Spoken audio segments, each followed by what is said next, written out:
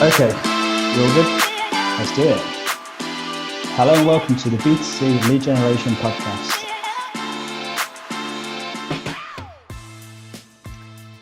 Welcome back to the B2C Lead Gen Podcast. My name is Daniel Hopewell here with Simon Delaney, and this is episode 36, Why Feedback is a Key to Growth. And ironically, we are reacting to feedback today, as we often get feedback on the pod and people commenting and discussing the importance of feedback loops, or at least asking about them. So we decided to do a pod on this very subject. Simon, let's just jump straight into the meat of it. And let me ask you, if we focus sort of from the perspective of the buyer, what are the benefits of giving feedback and why is it so important? So if you're buying leads externally or internally, so if you're buying them from a lead generator or you have a marketing team doing it internally, if you're not feeding back the outcomes or the results that the leads create, success is just a lead. So the benefit is feeding back what's bad, what's good, what actually becomes a sale, because otherwise, a lead is success. I mean, it's you effectively leaving money on the table immediately, and you're not converting people like you should be doing. So it comes down to just sort of educating the people you're buying from to give them insights to what they can do better, to give you better leads, I suppose. It works both ways. So the question then becomes, I mean, that seems like an obvious thing to do, but obviously we see a lot of people, I think it's normally from the perspective of the lead seller actually that says they struggle to get feedback.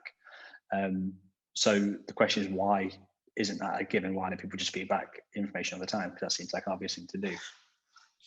Yeah, so over the years, I've encountered many answers to that. So number one is there's a fear from the buyer in some cases that if you feed the information back, if your performance is good, then the CPLs are going to go up, especially if you're buying it like externally. They'll be like, well, hold on, you're making a lot more sales than we thought, and we've calculated this, and your CPL is now going to double. So that's one of them. I mean, the strange thing about that is that imagine if the performance did go up even more because you started feeding back what success looked like, and so you actually could then afford to pay more. Remove some of this transparency around it all as well. So that as an excuse is like, yeah, it's an excuse for me. I don't really get it, but that's what I've heard. So it's kind of like fear that the lead sellers will be able to hike up the prices. They want to avoid that. Is that ultimately why I'm not doing it? Well, that's one reason. So yeah, that's a reason I've heard. The other is the worry that if you start feeding outcomes back, that information is going to be used to then sell the leads that either don't convert or do convert. So let's imagine, I don't know, I'm sending you leads for broadband. People want to switch broadband and someone switches. And then a year later, I contact that lead again or do something and get them to switch to someone else. So there's a fear that you're going to use that information against the original buyer. I mean, for me, again, that's a contractual thing, right? It's like put it in the contract. Well, number one, put it in the contract. Number two, if you treat the customers well, then hopefully they won't switch again anyway. Or if you give them the high speeds that you said you were going to, they're not going to switch anyway. So that's another reason. The other is tech. So people just struggle. They can't get feedback, like, in this sort of time frames or the speed that people need it in. So a classic example is one of our clients was sending leads to a call center and asked me to jump on a call with them. This is about a year ago, maybe, to just go through some tech issues. And we were like, can you set up a lead update API or feedback or a webhook to come back into Databall so that we can adjust the sales and then we can start optimizing the leads we're going after. And they said, oh, we could speak to tech about it, but there's a 4-month delay behind that. So I was like, what do you mean? What, like, why? They said it's just things they're working on. So to set up an API, it would take 4 months because they've got all this other work they've got to do. Dare I say, without plugging Databall, that's exactly what Databall's for, is stuff like that, right? Because we can just set up an API like that in, I don't know, a minute, 2 minutes max. So that's the sort of resource and a tech issue. And if you're serious about buying leads and you really want to make the performance work, for example, that call center, right? They live and die by their results. So imagine if they can add an extra, I don't know, 7% conversion from feeding back results so that the lead generator can focus their targeting on people that are more likely to convert. I mean, you pay for the tech, or haul someone in and go, stop working on that project and start working on this. That could be hundreds of thousands of pounds a month difference. Let me just ask you, because this might be a naive question, but to me, feedback is almost like a spectrum of return. Like what you're suggesting is like kind of API and information out, and that sounds like a more technical setup. But surely even just a bit of feedback in terms of like giving them a call and saying this is what's happened, this is what I mean more of, like, they will do that, right? Or is that still an issue? Not necessarily, because that doesn't necessarily help particularly. So it depends how you're buying, or it depends how the leads are being generated, right? So for example, if you're doing it on Facebook, which a lot of people do, you can target an audience much more efficiently than the correct audience by putting what success looks like back into it, because then the algorithm can just go hunting for it. If you're working on something like affiliate traffic, maybe more like generic information back could be better. So you could say, by the way, we're noticing an over-index of sales of women over 30 in Hull. Can you try and hit more of them? But the thing is that the likelihood of that happening and the analysis being done to get information, I would argue, probably isn't happening, because if you're not setting up automatic feedback loops, you're probably not taking it seriously enough to actually even derive that information as well. Because that means you're having to do it all manually, right? Someone would have to go in, get all the sales out, get all the leads out, start looking at the over-indexing of conversions against what the result of every single one was. Imagine the length of time that might take to then try and figure out, like, this slight difference in what success looks like, versus a machine that just does it. I'm not saying that you have to use machines. I'm talking about, why you're going to make your sales more efficient. If you want to do it manually, that's fine. I suppose I was just sort of thinking that, like, people are like, I don't know, I'm still thinking perspective of the lead buyer, and if they're thinking it's difficult to do all this, like it's going to take months and months, and maybe they've got a big system where they've got to go and get tech to do it, and they are struggling to make that change happen. Like, I was trying to think of a solution that's like, I don't know, some feedback is better than nothing, basically. Yeah, I mean, I guess, like, I don't do this, so it's naive, that's why I'm asking. Yeah. So what happened in the scenario that I mentioned is the buyer of the leads ended up doing an FTP drop of the outcome of every lead. It was like every week. Did it end up being every 24 hours? I think it might have been every week, to the generator of the leads. That they put it into Databall. They just I'm not trying to sell Databall by mentioning it. It's just this is what happened in. They dragged and dropped it into one campaign. We had a lead update from one campaign to the other using a unique identifier, which was either the lead ID or the telephone number, I can't remember, that fed back the results of what turned to sales and what didn't, and so it could filter it. And then I think the lead generator would then use that information to then target the leads more effectively. So ultimately, the right information came back for that particular one, but the buyer of the leads, in that instance, I believe, might have had 15 different companies sending leads into them. And I think that was a manual process for them getting that information out on like a weekly periodic basis and then feeding it back. Once you start adding all that up and the sort of lack of automation behind it, so whether their tech team could then jump in sooner because it's still taking someone's time up. I mean, that's up to them, right? For me, I just think that the feedback needs to be as soon as possible. It's a bit like feeding leads in, and you need to contact them as soon as possible. I think outcomes need to be fed back quickly as well, because it's that information. So an example would be right now, what we're on the 23rd of September. There's a massive energy crisis going on with the prices of energy, right? That started like a few weeks ago. But imagine the targeting of potential consumers that could be interested in switching might have changed. And so if you're doing like quick feedback, that can change at the time. You're not relying on like, a month later, some information coming out and using that. And that's why it's useful to do it quickly. And when we post about this kind of thing, it's interesting because a lot of the stuff we sort of focus in towards helping the lead buyer.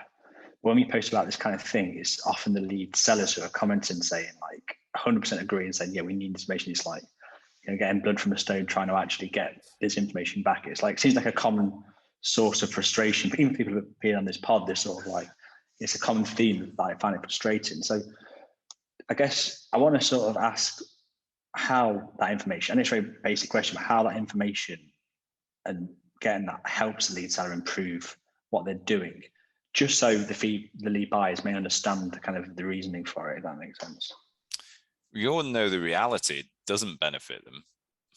So if you could create just an information vacuum where it was impossible to get that information, the lead sellers would actually benefit more because they just do what they want and send any old lead and no one knows what the outcome is and they can just go as cheap as possible. The reason why it benefits them is that they're actually just trying to help the client because they want to keep the client, because they know that if they can get more leads that lead to success, they're more likely to retain the client. That's ultimately all it's about. It's and it's why it's it needs to work in sort of harmony, because what we're talking about here is just a marketing function, which is the lead generator, and the lead buyer being a sales function. And like any organization, if they don't work together to a single like common goal, they're working against each other. And so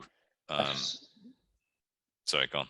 That's just an interesting way of viewing it, because I say, like, when you look at it objectively, there just seems to be almost like a bit of a conflict, even the way people talk about it, between the lead seller and the lead buyer, which is very counterintuitive because they both ultimately should want the same end goal, which is a sale and for more leads you make. And it's bizarre that even exists, that sort of like that almost tension. And I think as well, we talk about like transparency all the time, and it feels like not feeding back the information is just inherently opaque. It makes it impossible to improve. Like, I think we said that. I think it was Michael Free we had on the show, actually. I think, if I remember him rightly, saying something along the lines of, if you don't feed back the information, how do you expect them to do any better? That's ultimately what it's all about. Yeah.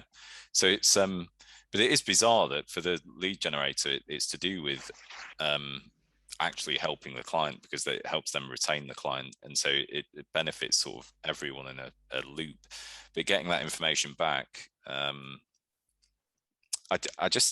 think you've got to imagine these people are using external lead generators for a reason, right?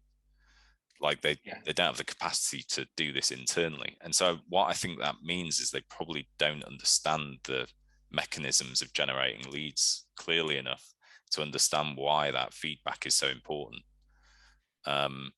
So you could argue it's actually like an educational piece for lead buyers to understand, if you are buying leads of any significant volume or price. I mean, if well, you'd still do it if you're buying one lead a week, I suppose, but it might not be as necessary. But if you're, the growth of your company or the stability of your company or the future of your company is pinned on the leads that you're buying, either internally or externally, and you're not using feedback loops to improve the quality of those leads going forwards, what's the point? You just, you know, you're just going to stagnate, stay at the same level. You know, you can't use it for growth. You're going to grow from like a, you know, perspective, you're converting more leads, but you're not going to get any more efficient at converting leads. You're just going to be, it's like a definition of madness, sort of doing the same thing every day. Yeah, it's interesting. It just feel, when we look at these things, we approach it objectively, and it just feel counterintuitive. But then we see the problem occurring a lot, so it must still be fairly prevalent, I guess. I think it is that. I think it's probably a lack of understanding of why the feedback's needed. And there's nothing wrong with that, right? Like, you know, I don't understand certain things. Like, you know, if you ask me how bricks are laid, I don't, you know nothing about it. But if I was involved in making bricks or doing something about it, I'd probably, you know, look into it. But maybe the resources just aren't there to make it clear of why it's necessary. And hopefully stuff, you know, like this podcast stuff Michael Ferrer does, other people, if you know, it might help educate them why it's so important. Because ultimately, this is literally just about getting more customers and getting more of the right customers. More importantly, it sort of helps everyone, because ultimately that feedback helps the targeting of ads to the right people that are more likely to be customers, which means less ads pissing people off. Yeah, for sure. Well, hopefully, I mean, you never know who's listening, but hopefully some people listening might be active to at least try this. And I do think from what we see, that if they do start feeding back, they'll see an improvement in results, and it will be that self-fulfilling thing that they'll then keep doing it. So yeah, maybe if you are buying leads, you're not feeding back, and you're listening to this, give it a try, see what happens. And I'm sure, yeah, I definitely. It'd be funny if the we lead get like like that. We get a glut of comments saying it's bullshit, it doesn't work. our sales plummeted. But I think, like you said, it wouldn't happen. It's a joke. Yeah. But it's like it's not just going to work. It's just it's not like it's been tried and tested and failed. It's just it's not been done. That seems to be the issue. Where it is done, it does work. I mean, you know, some people do it. It's just you know, there's probably like 10% of the market of lead buyers that actually do it. And really, that's quite a small percentage of people actually doing this then. So I understand why. Or do it in the sort of time frame that makes it, like, you know, useful. Interesting. And can lead, I suppose, like you said before, like the contract, can lead generators put that in? Like, yeah, we'll sell your leads, but we need feedback. Is that something they can stipulate? Is that realistic? Or I think, I mean, when we spoke to Josh from MVF, he said they tried that and they realized they'd get like a lot less clients, so they couldn't do it. But yeah, so I think I answered. Don't ignore my suggestion then.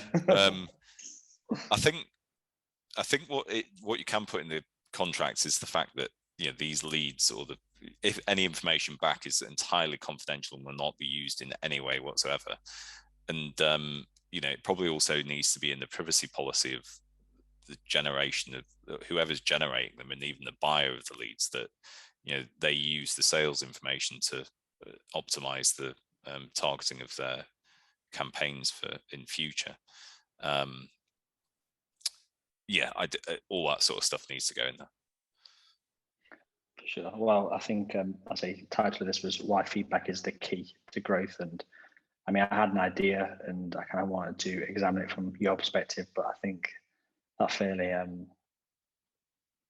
strongly argues the point that it is very important. So hopefully people listening will either you're a seller and you already agree with this, or you're a buyer and you think, okay, we'll give it a try. Unless you're a seller onto a good thing by just sending any old rubbish, right? And then you're like, no, don't feedback leads. To be honest, I don't know. I don't think. I feel if people still listen to 36 episodes into this podcast series and they're still selling rubbish, we would have put them off, I think, long before that. If you still listen to this, you're probably very much on the quality training you want to do good lead gen. I think I don't think we've got too many people like that listening or ever. I'm not sure, but yeah, that was episode 36. Why feedback is the key to growth. Cool. Thanks for listening to the B2C Lead Generation podcast. Be sure to hit subscribe to hear more from those at the very cutting edge of the lead gen world.